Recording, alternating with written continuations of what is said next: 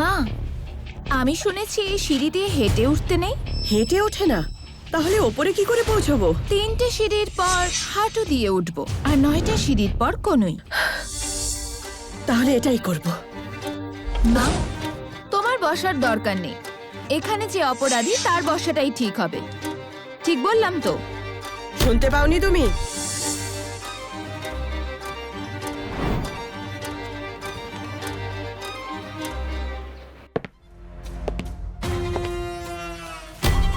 Mary, তুমি এখনো অব্দি 9 নম্বর সিঁড়িতে আছো? এখনো অব্দি হাঁটু গেড়ে বসলে না?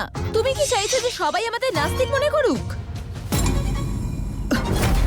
আমি ভালো করে জানি তোর মনেই গন্ডগোল। যদি তোর কারণে আমার ছেলের জ্ঞান না ফেরে, তাহলে তোকে জ্যান্ত মাটিতে পুঁতে দেব।